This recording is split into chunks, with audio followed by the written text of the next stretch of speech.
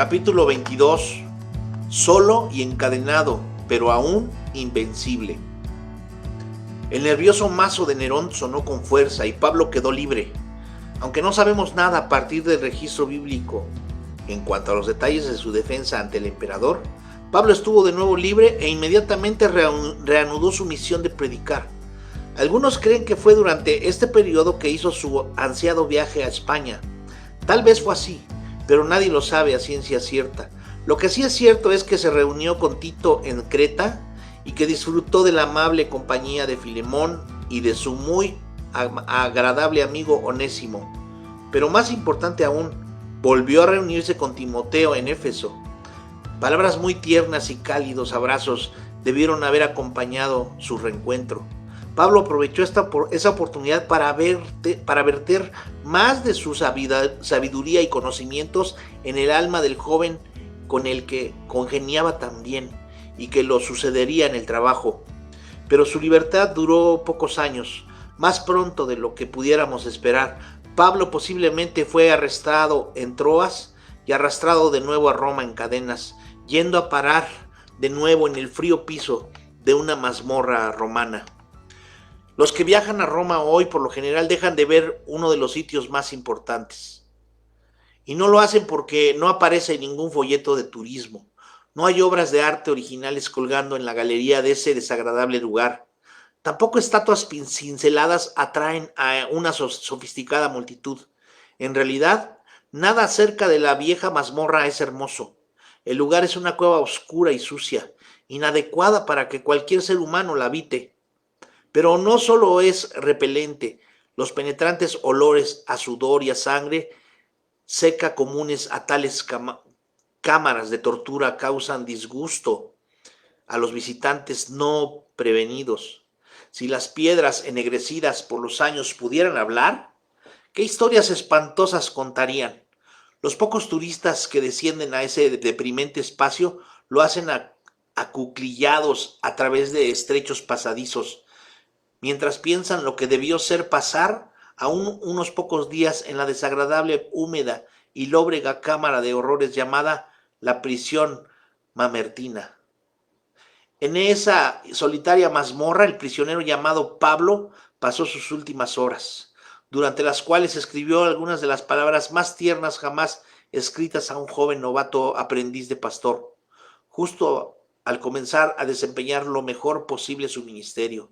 Pablo escribió su segunda carta a Timoteo mientras se encontraba solo en las sombras de esa húmeda e inmunda celda. Hans Finzel describe magistralmente en su excelente libro Empowered Leaders, líderes investidos de poder, el lugar donde Pablo pasó sus últimos días. Cualquiera que visita Roma sabe de inmediato que la iglesia de San Pedro es la principal atracción de la ciudad. Como imanes, el Vaticano, la Basílica de San Pedro y los hermosos museos que la rodean atraen a millones a esta antigua ciudad cada año. Visité la plaza del Vaticano, hice un recorrido por la Catedral de San Pedro y pasé medio día en el Museo Vaticano. Me impresionaron especialmente las obras de Miguel Ángel en la Capilla Sixtina. Sin embargo, lo que más me inspiró de mi visita a Roma fue lo que sucedió cuando dejé esos grandes edificios y esa rica historia. Por más impresionantes que fueran, había algo más especial que ver. En una poco conocida calle lateral a pocos kilómetros del Vaticano, hay una pequeña construcción en la que se piensa que estuvo la celda donde Pablo pasó sus últimos días. Si esa fue o no realmente la celda de su prisión es, por supuesto, debatible. Descendimos a esta estrecha cueva ubicada bajo tierra y pasamos media hora en la oscura celda. Era fría, muy húmeda y con olor a moho.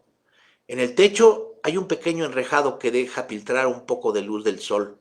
Los historiadores creen que Pablo probablemente murió alrededor del año 67 bajo el gobierno de Nerón. Me senté en el frío piso de piedras e imaginé lo que debió haber sido eso para Pablo en sus últimos días. Si este no era el cuarto preciso, debió haber sido parecido. Qué manera de pasar las últimas semanas de vida. Mientras estábamos en la celda y hablábamos, absorbiendo la historia que las piedras pudieron contar si hablaran, Notamos que solo unos pocos visitantes descendieron a la celda con nosotros. Esto era un total contraste con los miles que hacían fila para entrar al Museo del Vaticano a no mucha distancia. Las calles arriba estaban llenas de turistas que acudían en masa a la Catedral de San Pedro, pero solo ocasionalmente alguno se detenía el tiempo suficiente para dar una mirada a través del enrejado hacia el interior de la celda. Entonces me dije a mí mismo, aquí es donde el hombre que escribió la mayor parte del Nuevo Testamento pasó sus últimos días. Aquí murió el prisionero y el plantador de iglesias más grande del primer siglo. ¿No debiera haber más gente que quisiera sentir lo que fue esto para él? Obviamente la respuesta es negativa. La mayoría de las personas que visitan a Roma hoy no tienen a la celda de Pablo como uno de los principales lugares para visitar, pero para mí ella es el sitio número uno de Roma. La mayoría de los turistas que llegan a Roma ni siquiera saben cómo buscar el sitio tradicional de esa famosa prisión. La pequeña fila de curiosos que la visita está formada más por observadores occidentales que por aquellos que se acercan expresamente al lugar. Fue allí, no obstante, en una tosca mazmorra de paredes de piedra, que Pablo pasó sus últimos días. Después de haber sido puesto en libertad por un anterior decreto de Nerón, Pablo se vio libre de su arresto domiciliario por un breve periodo de tiempo, antes de ser traído a este provisional depósito final. Poco tiempo después, en los grises confines del cuartel romano, se podía oír cómo era afilada el hacha con que un rápido movimiento, solo pocas horas después del decreto del emperador, descendería con fuerza y cumpliría su siniestro objetivo. Título: Palabras de un veterano a un joven aprendiz. Cada vez que leo la segunda carta de Pablo a Timoteo, me recuerdo a mí mismo que está compuesta por lenguaje de la cárcel. Esa es la razón por la que las palabras tienen tanta emoción y ternura. Encorvado y lleno de cicatrices, pero extrañamente gozoso, Pablo está solo y encadenado. Por más que alguien se empeñe en lograrlo, jamás encontrará ni una pizca de autocompasión, acusaciones o amargura en las palabras del fatigado apóstol. El tiempo es preciso y él lo sabe. La inminencia de su ejecución solo le permite escribir una carta sincera y directa mediante la cual él pasa gentilmente la batuta del ministerio a Timoteo. Sin embargo, su ternura se siente. Me impresiona también el hecho de que Pablo no muestra evidencias de que esté viviendo algo que no acepta. Hace no menos de 5 referencias específicas a sus sufrimientos en la prisión, no negando en ningún momento la realidad de su situación ni disminuyendo su significado. Charles Erdman, en su libro The Pastoral Epistle, las epístolas pastorales, escribe: posiblemente ninguna otra carta del Nuevo Testamento hace un llamado tan tierno y conmovedor. Cada párrafo está impregnado de emoción y cada frase palpita con los impulsos de un corazón humano. Pablo, el intrépido héroe misionero, el fundador de la iglesia en Asia Menor y en Europa, es ahora un anciano prisionero en Roma, sufriendo, abandonado, despreciado, condenado, y pronto será llevado a una cruel muerte. Ya que es posible que usted no tenga nunca la ocasión de visitar esa mazmorra en Roma, no le queda sino imaginar la debilitada humanidad del hombre que luce más viejo de lo que realmente es, herido por las torturas del pasado, con cicatrices por las palizas, los apedreamientos y los naufragios, sentado en la oscuridad, tiene los cabellos y la barba blancos como la nieve y está agazapado bajo el enrejado que le permite tener unos pocos rayos de luz polvorientos de la calle que queda más arriba. Allí escribe él con su mano debilitada una conmovedora carta a su amigo más querido, a su hijo en la fe. Él pondría después temblorosamente en manos de Lucas esa epístola, quien se aseguraría de que llegara a Éfeso. Pablo se la dirige con mucho afecto: a Timoteo, amado hijo. El carácter definitivo del mensaje de Pablo es palpable.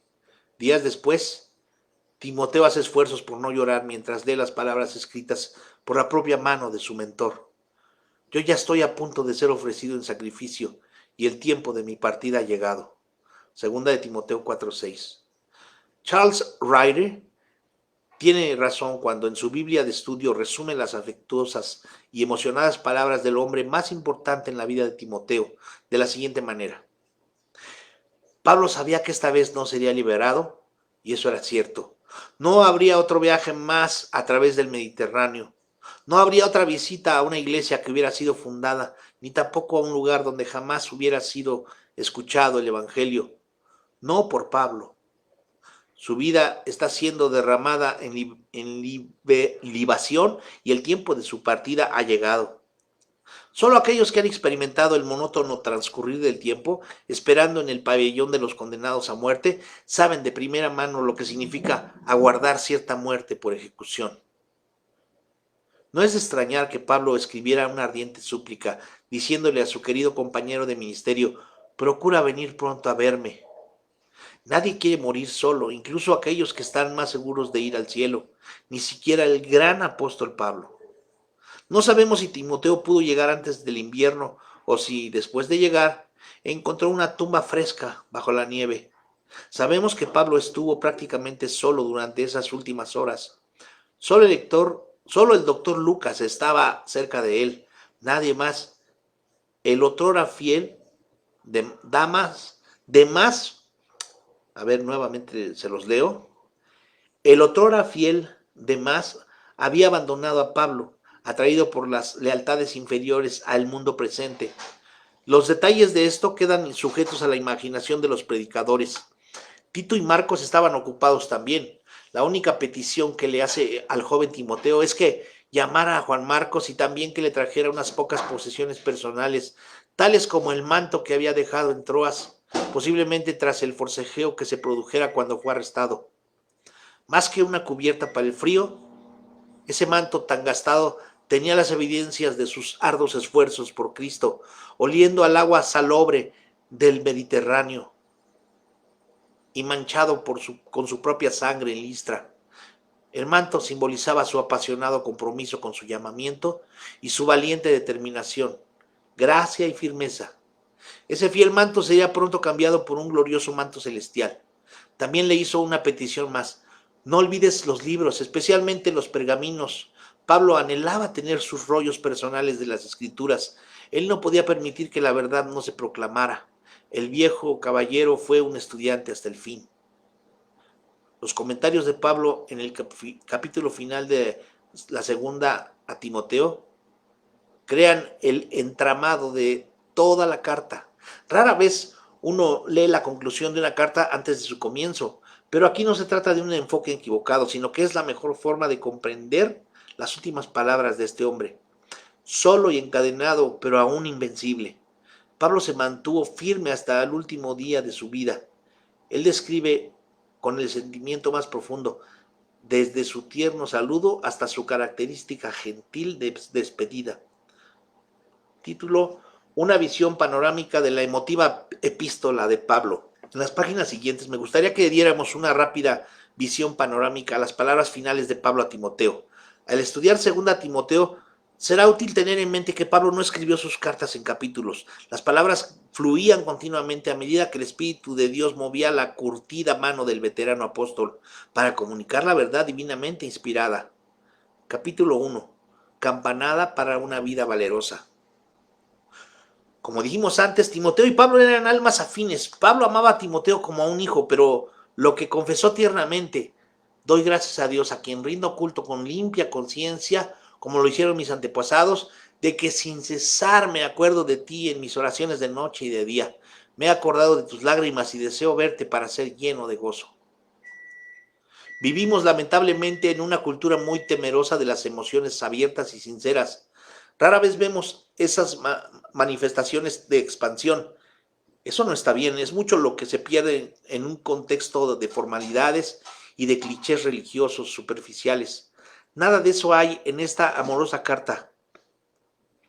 Pablo le recordó a Timoteo el que su querida madre y abuela lo habían criado en la disciplina y amonestación del Señor.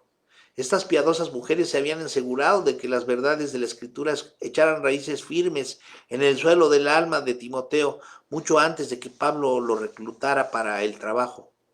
Sabemos de que su compañero por tanto tiempo luchaba por las inseguridades naturales.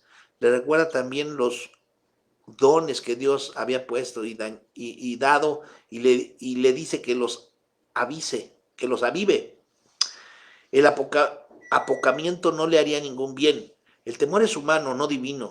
La investidura sobrenatural de Dios consistía en poder, amor y dominio propio. Segunda carta a Timoteo 1:7. De esas cualidades está hecha la grandeza. Ellas ayudarían a Timoteo a perseverar hasta el fin. Todo esto y mucho más sin duda lo había escuchado Timoteo antes en sus viajes con Pablo y hacia más allá. Pero al leer las palabras, eso debió haber hecho que el joven asintiera con su cabeza con con nostálgica comprensión. Las exhortaciones de Pablo eran una nueva y urgente campanada, ya que procedían de un hombre tembloroso por la enfermedad y a las puertas de la muerte. La invitación de su mentor era que compartiera su sufrimiento y que fuera valiente en el ministerio. Segunda Timoteo 1:8 al 12. Timoteo debía, de alguna manera misteriosa, ser paciente de los sufrimientos de Pablo, así como Pablo lo era de los sufrimientos de Cristo. No debía avergonzarse del Evangelio ni ser negligente con la verdad. Lo que estaba en juego era demasiado importante y por eso exigía una solemne defensa de esos principios que Pablo había depositado fielmente en la cuenta espiritual de Timoteo. Las palabras de Pablo no eran una simple colección de afirmaciones concisas, sino un tesoro que le estaba siendo confiado, que debía ser defendido y retenido a todo costo. Segunda carta a Timoteo 1:13 y 14. A estas alturas, Timoteo estaba pendiente de cada palabra, pero Pablo apenas está comenzando. Capítulo 2, lista de verificación de un servicio fiel. Al continuar, Pablo habla de 7 exhortaciones para un servicio fiel. 1. Ser fuerte en la gracia. 2 Timoteo 2:1. Pablo escribe, fortalécete en la gracia que es en Cristo Jesús. Pablo modeló una fortaleza interna que se nutría cada día del profundo pozo de la gracia de Dios. Esa misma provisión de gracia fortalecería a Timoteo para los rigores del ministerio. 2. Ser fiel para confiar la verdad. Las profundas verdades que Pablo transfería rutinariamente a la cuenta de su joven aprendiz no eran para ser gastadas frívolamente, eran recursos que debían invertirse prudentemente. Pablo le da las responsabilidades a Timoteo de tomar lo que había oído y aprendido de sus labios, de su mentor, y confiado en su totalidad a hombres que fueran idóneos para enseñar también a otros. Segunda Timoteo 2:2. Yo frecuentemente me refiero a esto como la transmisión de la verdad. Pablo la había recibido de otro, como el entregar una posta en una carrera de relevos. Pablo tomó la posta y la entregó a Timoteo. Y este tenía ahora la responsabilidad de hacer lo mismo. Daría a hombres Timoteos, a hombres fieles. El relevo continuaría. A menos que alguien dejara caer la posta, este proceso había sido llamado por algunos el ministerio de la multiplicación. La verdad transferida de una persona fiel a otra. No debe haber una acumulación de la revelación divina. Timoteo, no debes guardar esas ricas experiencias del ministerio y esas lecciones tan duramente aprendidas bajo tu chaleco. Ese rico tesoro de verdad debe ser confiado a otros. Lo que Pablo está diciendo en realidad es, Timoteo, cuando llegues al final de la carrera, asegúrate de pasarle la posta a la siguiente persona en línea. La carrera debe continuar. 3. Ser valiente como un soldado. Los soldados valientes no sirven para nada, especialmente en el ardor de la batalla. Pablo sabía que la única manera como Timoteo podría sobrevivir era aceptando gustosamente los sufrimientos como buen soldado. Un soldado indigno de confianza se ausenta sin permiso a la primera señal de detención. En el ministerio abundan los soldados miedosos que desean la gloria, pero desdeñan el sacrificio. Pablo exhortó a Timoteo a no formar parte de las filas de estos. El joven pastor necesitaría una determinación valerosa que no solo aceptara el sufrimiento como el manto para el servicio, sino que lo aceptara gustosamente. Eso es lo que hacen los buenos soldados. 4. Ser disciplinado como un atleta. 2 Timoteo 2:5. La carrera que estaba por delante requería una extraordinaria disciplina y una fuerte determinación. Sería demasiado fácil darse una vuelta y abandonar la competencia por el primer obstáculo que pareciera imposible de saltar. Tal como Pablo le había escrito a Timoteo en su primera carta, ejercítate para la piedad. Primera Timoteo 4:7. 5. Ser esforzado como un agricultor. Segunda Timoteo 2:6. El ministerio no es un trabajo para un alma perezosa que se pone a refunfuñar a la primera vista del amanecer. Pablo no ofreció ninguna perspectiva color de rosa de los rigores del llamamiento. La tarea requiere trabajo duro, muchas horas de trabajo y a veces un gran sacrificio. Todo eso forma parte de una buena cosecha. Timoteo necesitaba saber eso en los primeros años de cosecha. Perdón, Timoteo necesitaba saber eso en los primeros años de su ministerio. Habría que dedicar muchas horas al arado y la siembra de la semilla no sería fácil. 6. Ser diligente como un obrero, según Timoteo 2:15, la tarea exigía a alguien dispuesto a pagar el precio de comunicar con fidelidad. Eso requería un estudio regular, disciplinado y sistemático de las escrituras. Nada se podía dar por sentado.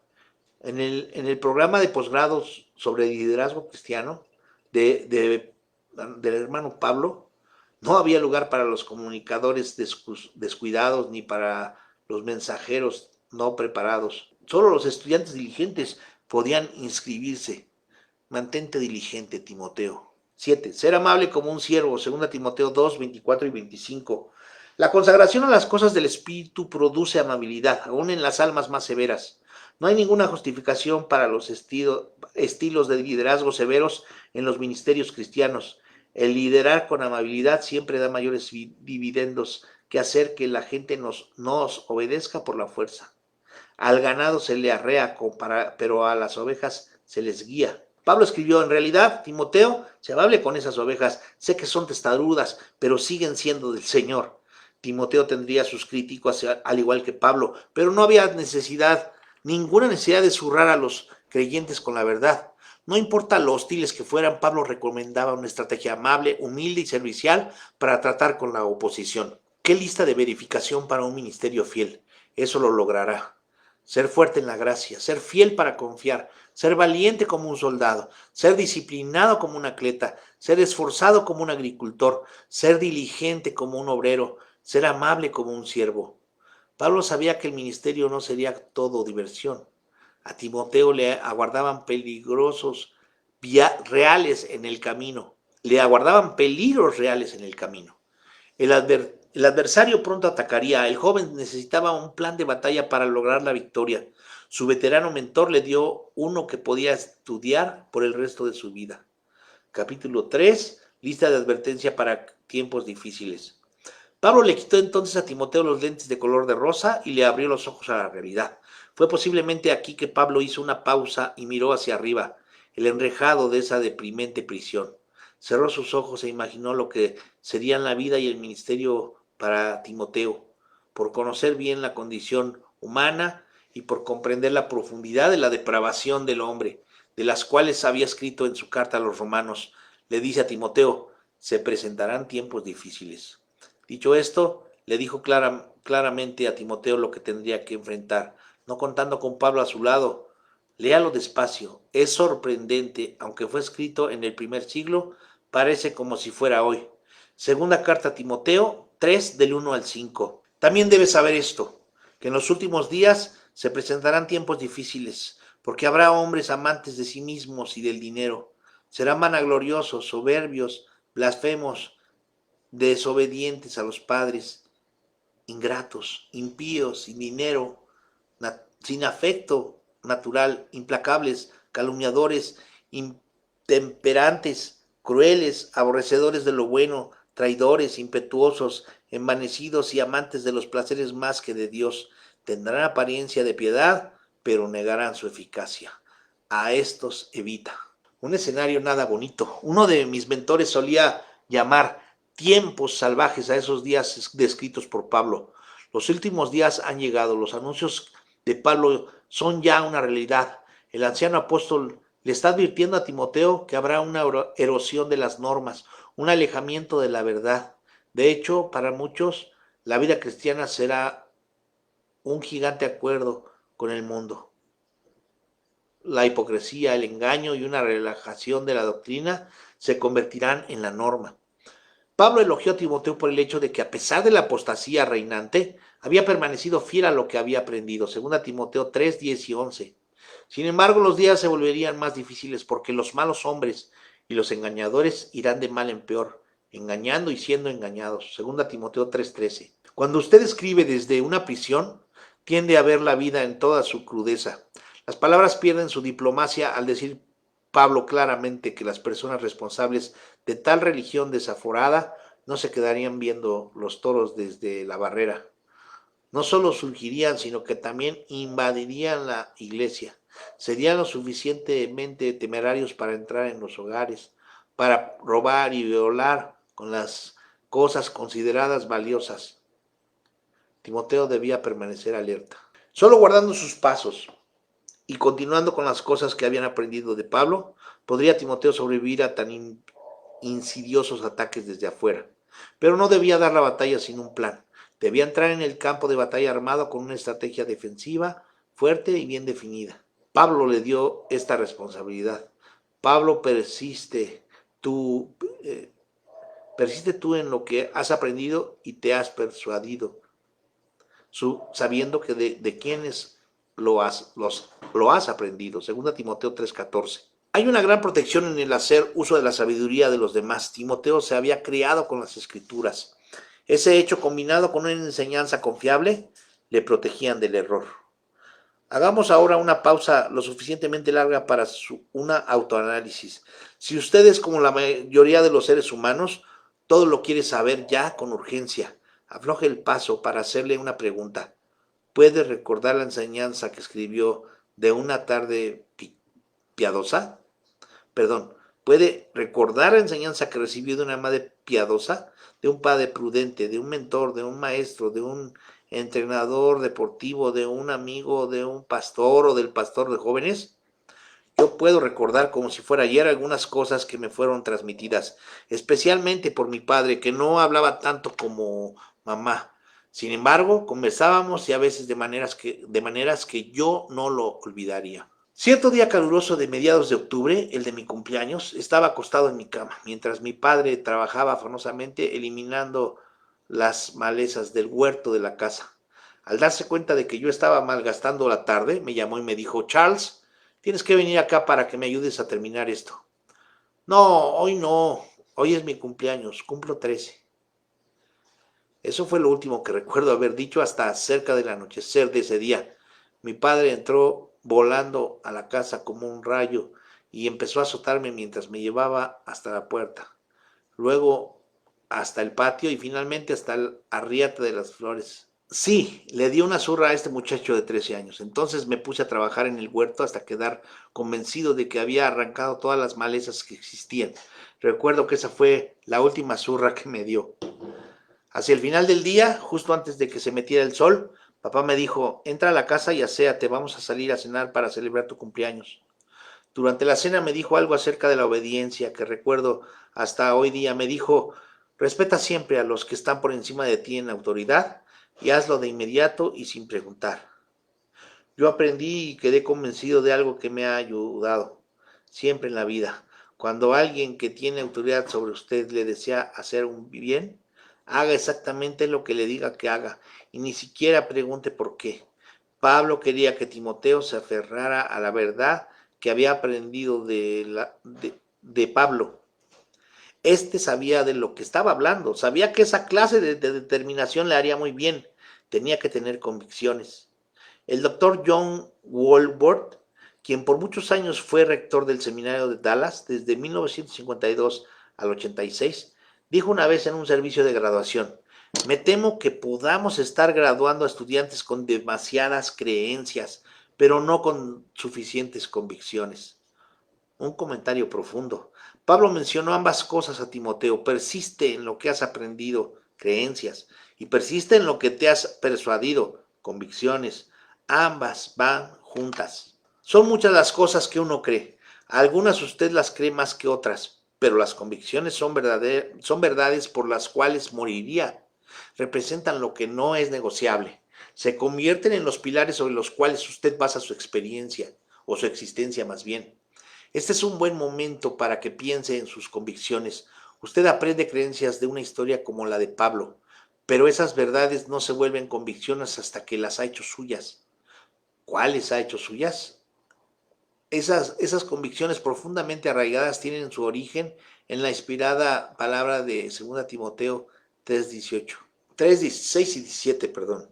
Razón más suficiente para que crea firmemente en las Escrituras. Ninguna persona que estuviera en el lugar de Pablo, condenada a morir, pasando sus últimas horas en un oscuro calabozo, concentrada en las cosas que honran a Cristo, se tomaría la molestia de transmitir unos principios que no fueran dignos de confianza. Eso explica el por qué Pablo no se ahorró críticas, se quitó los guantes y escribió claramente de los asuntos que importaban. Dio su atención a asuntos de vida o muerte, y a medida que el tiempo se le acortaba, él se volvía cada vez más apasionado. Pablo llegó al clímax de su exhortación a Timoteo con esta importante aseveración. Toda la escritura es inspirada por Dios y es útil para la enseñanza, para la reprensión, para la corrección, para la instrucción en justicia, a fin de que el hombre de Dios sea perfecto, enteramente capacitado para toda buena obra. 2 Timoteo 3, 16 y 17. Título: Pablo se estaba acercando al punto. Capítulo 4. Un requerimiento urgente a un ministerio de proclamación. Pablo escribió con sentido de urgencia en 2 Timoteo 4, 1 y 2. Te requiero delante de Dios y de Cristo Jesús, quien ha de juzgar a los vivos y a los muertos, tanto por su manifestación como por su reino. Predica la palabra, mantente dispuesto a tiempo y fuera de tiempo. Convence, reprende y exhorta con amor, con toda paciencia y enseñanza. En otras palabras, permanece firme con el plan de predicación que Dios ha prometido bendecir y utilizar. Predica las riquezas de la Biblia, sé un hombre de la palabra. No intentes ser tan creativo y encantador que la gente no pueda captar la verdad. No hay ninguna necesidad de recurrir a sustitutos tontos y sin sentido para entretener, pero que rara vez traen convicción de pecado a los perdidos y edificación a los salvados. Predique la verdad. ¿Quiere ver algo aquí? Esta exhortación no está dirigida al oyente, sino al predicador, quien tiene que hacer esto en quien proclaman el mensaje. Él tiene que estar preparado a tiempo y fuera de tiempo. Estar preparado implica estarlo tanto mental como espiritualmente. En esencia, lo que Pablo dice es lo siguiente: no seas perezoso, Timoteo, haz tu tarea. No te pares y comiences a dar una excusa que no tuviste tiempo suficiente para preparar. Eso es algo, eso no es aceptable, y hágalo fielmente cuando sea conveniente y cuando no lo sea. Si yo no estoy preparando, si yo no estoy preparado para predicar el domingo por la mañana, esa es mi culpa. Mi responsabilidad es estar listo para proclamar la palabra de Dios a tiempo y fuera de tiempo, cuando haga frío o haga calor, con dolor de cabeza o sintiéndome excelente, temprano o tarde, contento, deprimido, desanimado o eufórico. Mi trabajo es proclamar, pero no solo eso, debe ser la proclamación con fidelidad y urgencia. La palabra de Dios es la que reprende, corrige y exhorta. No se debe disminuir el mensaje para complacer a un público moderno. Pablo previno también a Timoteo en contra de ese resbaladero, tan cierto como que 2 y 2 son 4. La gente a la larga no soportará la sana doctrina, sino que la honrará. Tan cierto como que 2 y 2 son 4, la gente a la larga no soportará la sana doctrina, sino que teniendo comezón de oír, amontonarán para sí maestros conforme a sus propias pasiones, y a la vez que apartarán sus oídos a la verdad, se volverán a las fábulas. Qué descripción tan apropiada de nuestra cultura. Hasta el fin, Pablo tuvo siempre la razón. Es triste decirlo, pero es alarmante el número de iglesias que hoy están predicando a los creyentes lo que ellos quieren oír, en vez de lo que necesitan oír. Están siendo alimentados con leche tibia, no con carne sólida. Un evangelio diluido puede atraer a multitudes por un tiempo, pero no tiene impacto eterno. Yo no he podido encontrar a ningún pasaje en las Escrituras en el que Dios exprese su más mínima preocupación por los grandes números, satisfacer la conexión de los oídos curiosos de nuestros auditorios y posmodernos, se ha convertido en una pérdida de tiempo. No soy el único que piensa así. Considere estas profundas palabras del doctor Walter Kaiser en su libro Revival Again, Revívanos de nuevo. Muchas veces la Biblia no es más que un libro de dichos epigramáticos o una palanca que nos da un punto de concentración en el cual basar nuestros editoriales. Pero ¿de dónde sacamos la atrevida idea de que Dios bendecirá nuestros juicios u opiniones? ¿Quién quiere oír otro punto de vista como una excusa para no tener un estudio bíblico o un mensaje de la palabra de Dios? ¿Quién dijo que Dios bendeciría nuestras historias, nuestros programas para la iglesia o nuestras divagaciones en cuanto a los aspectos generales de un texto? Esta es, con toda seguridad, una de las principales razones por las que el hambre por la palabra sigue estando presente en inmensas proporciones en Estados Unidos. Es también, con toda seguridad, la razón por la que el hambre por la enseñanza y por la proclamación de la palabra de Dios sigue aumentando año tras año. La gente no puede vivir solo de las ideas, no importa cuán elocuentemente sean presentadas o defendidas, sino únicamente con la lectura paciente y la explicación de toda la Biblia, línea por línea, párrafo por párrafo, capítulo por capítulo y libro por libro. ¿Dónde pueden encontrarse esos intérpretes y dónde están sus maestros? Pablo sabía lo que estaba en juego, quería que Timoteo estuviera preparado para la batalla.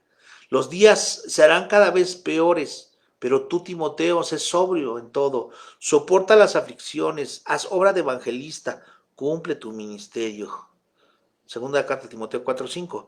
Dicho esto, pudo haber oído cuando era quitado el picaporte de la puerta, mientras un batallón de soldados pasaban por encima de los curvados tablones de madera hasta la oscura y estrecha habitación de Pablo. El rítmico ruido sordo de las pisadas lo acercaba a su brutal fin. Puede muy bien haber sido en ese momento que escribió, porque yo ya estoy a punto de ser ofrecido en sacrificio, y el tiempo de mi partida ha llegado. Segunda Timoteo 4:6. Tal vez escuchó las botas de los soldados sobre los adoquines de la calle, mientras ponía el toque final a su amorosa carta a su hijo en la fe, añadiendo: he peleado la buena batalla, he acabado la carrera, he guardado la fe. Por lo demás me está reservada la corona de justicia, la cual me dará el Señor, el juez justo, en aquel día.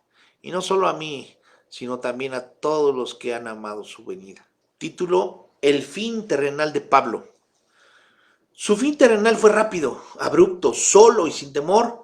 Pablo miró directamente a los ojos del pelotón de ejecución. Varios tenían varas con las cuales lo golpearían. Uno tenía la afilada hacha con la cual separaría la cabeza del apóstol de sus hombros.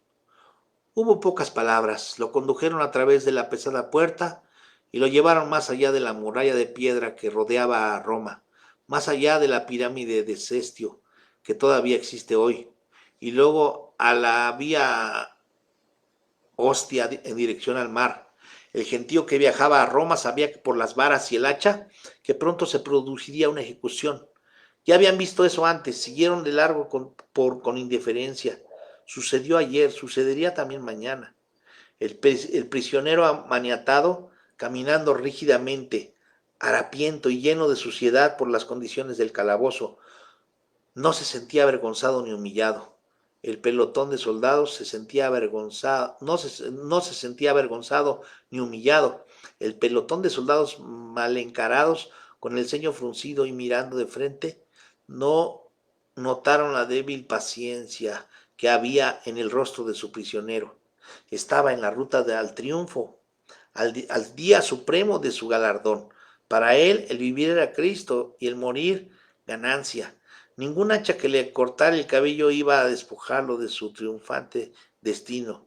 De hecho, lo iniciaría. Llevaron a Pablo hasta el tercer pilar de la vía Ostia, a un pequeño bosque de pinos en un claro o umbroso, a un claro de las tumbas, conocido como de Fontaine, las tres fuentes. En ese lugar existe hoy una abadía en honor a Pablo. Se cree que Pablo fue puesto esa noche en una pequeña celda cerca del lugar de su ejecución. Al despuntar el alba de la mañana siguiente, Los soldados lo condujeron a un pilar parecido a un tocón de árbol. El verdugo, completamente desnudo y con el hacha en la mano, estaba listo. Los hombres desnudaron a Pablo, lo ataron y luego lo pusieron de rodillas y en posición erguida junto al pillar, con el cuello y la espalda expuestos. Los lictores lo azotaron con varas por última vez. Pablo gemía de dolor y sangraba por la nariz y la boca. Luego, sin el más mínimo titubeo, el verdugo frunció el entrecejo, blandió la copa del hacha que brillaba refulgentemente con el sol de la mañana por sobre su cabeza, y luego, con un movimiento rápido, la descargó sobre su objetivo, produciéndose un ruido sordo. La cabeza de Pablo rodó hacia abajo, dando vueltas hasta el polvo. En ese brutal momento, silenciosa e invisiblemente, el alma del gran apóstol, el hombre de gracia y firmeza, quedó inmediatamente libre. Su espíritu se remontó a los cielos, estaba ausente del cuerpo, por fin en la presencia del Señor. Ese es el capítulo 22, el capítulo final, pero sigue la conclusión y vamos a leerla ya. Conclusión. Habla el escritor Charles Swindoll, autor de este libro. Durante 40 años ha sido mi gozo y privilegio involucrarme de lleno en el estudio profundo de las Sagradas Escrituras. Y por casi el mismo tiempo he tenido el desafío y la responsabilidad de dar a conocer los resultados de mi estudio. Como predicador expositivo he vuelto una y otra vez a los escritos de Pablo, como aparecen en el Nuevo Testamento. Como escritor, muchas veces he aludido a este hombre y a sus enseñanzas. Mucho de lo que Pablo escribió ha moldeado mi pensamiento, como también mi ministerio, ciertamente más que cualquier otro escritor de la Biblia. Las palabras de F.F. Bruce en su libro Paul, the Apostle of the Heart Set Fire, Pablo, apóstol de corazón ardiente, expresan mis sentimientos de una manera perfecta. Por más de medio siglo he sido estudiante y profesor de literatura antigua, y a ningún otro escritor de la antigüedad le he dedicado más tiempo y atención que a Pablo. Igualmente, no puedo pensar en ningún otro escritor antiguo o moderno cuyo estudio sea tan ricamente gratificante como el suyo. Esto se debe a muchos aspectos de su multifacético carácter, a la atrayente calidad de su personalidad, a su estatura intelectual, a la gozosa liberación afectada por su evangelio de la gracia redentora, el dinamismo con el cual él propagó ese evangelio a través del mundo, dedicándose con su sola persona a cumplir con la comisión que le había sido confiada en el camino de Damasco, ya que trabajó más abundantemente que todos sus colegas apóstoles. A pesar de los muchos años de respeto por este hombre y sus escritos, a pesar de su familiaridad con él y a mis frecuentes referencias a él, nunca había hecho un análisis cuidadoso de la vida y ministerio de Pablo hasta ahora. Atrapado por esta conciencia, me lancé a una indagación para explotar la mina de oro que había desaprovechado durante las pasadas 4 décadas. Los resultados fueron no solo enriquecedores en lo personal, sino que también me permitieron preparar una serie de mensajes bíblicos que prediqué a la congregación de la iglesia Stonebriar Community Church de Frisco, Texas, donde tengo el honor de servir como pastor fundador. Todavía puedo recordar cómo terminé esa serie de mensajes, derramando lágrimas en el púlpito, profundamente conmovido por la magnificencia de la vida y de las enseñanzas de Pablo, por la naturaleza sacrificada de su ministerio, por la entrega total a su llamamiento, la horrible forma de su muerte, más allá de las escrituras, más allá de las sombras de las toscas murallas de Roma. Yo estaba dedicado a otro proyecto relacionado con esta serie de libros, por lo que decidí volver a la mesa de trabajo y preparar el manuscrito para la publicación. Cualquier historia tan conmovedora como esta, cualquier vida tan significativa como esta, lo sentí entonces y sigo creyendo todavía, merece la máxima divulgación. Porque usted ha viajado conmigo a través de estos 22 capítulos, ha comprendido lo que me llevó a escribir este 6º libro de mi serie de biografías. Lo que yo tenía iba a ser una tarea difícil, no lo había sido en absoluto. Como ocurre con cualquier gran personaje, el desarrollo de la historia ha sido fluida, la de Pablo especialmente. Fue él quien formó muchas de las doctrinas todavía aceptadas por el remanente de creyentes que forman hoy la iglesia verdadera. Fue él quien llevó por primera vez la verdad donde nunca había sido oída. Fue él quien valerosamente siguió adelante a pesar de sus enfermedades, del frecuente rechazo, a pesar de la angustia emocional y los daños físicos. Fue él quien se negó a dejar que los obstáculos de cualquier tamaño o número se interpusieran en su camino. Fue él quien nos ayudó a comprender el papel y las responsabilidades de la iglesia, quien predicó y modeló la gracia, quien confrontó al enemigo sin temor y quien predicó a los gentiles sin prejuicios. Fue él quien formó la vida de hombres más jóvenes, basándoles la antorcha de la verdad y animándolos al mismo tiempo a seguir adelante, a pesar de todo. Y fue él de quien sus enseñanzas todavía sobreviven después de 20 largos siglos. No es de extrañar que una vida así siga siendo admirada, que sus enseñanzas sigan siendo buscadas y que su determinación siga siendo legendaria. Nos recuerda cómo se debe vivir la vida y de cómo la muerte, a pesar de su causa, puede tener dignidad y propósito. Desde su oscuro nacimiento en Tarso de Cilicia, a través de su extraordinaria conversión en el camino de Damasco y a lo largo de todos sus viajes desde Antioquía de Siria a la misma presencia de Nerón, entronizado en Roma, incluido su brutal martirio junto a la vía Ostia, el hombre deja su marca en todos los que se toman el tiempo de hacer una pausa para reflexionar en él. Una vida como la de Pablo se traduce en un modelo que cualquiera quisiera emular. Todos los que examinan su carácter cristocéntrico resultan enriquecidos. Ahora le decimos adiós a este valioso soldado de la cruz, impresionados para siempre por su singular mezcla de inteligencia y arrojo, compromiso y compasión, amor y lógica, gracia y firmeza. Muy bien, pues Dios les bendiga. Este fue el último capítulo. Y así como este libro que se llama Pablo, un hombre de gracia y firmeza, está el libro de biográfico del mismo autor, David, Elías, Esther, Job, José y Moisés. Así que yo le invito a que los busque, los lea y pronto, muy pronto vamos a hacer la biblioteca en Belén. Lo que tanto hemos anhelado, la vamos a hacer en Belén, ya que venga el semáforo verde y estemos más tranquilos en Belén. Que descanse, que Dios lo bendiga y nos vemos con la ayuda de Dios el próximo domingo, si Dios lo quiere así. Que Dios le bendiga, que Dios sea con usted, que descanse.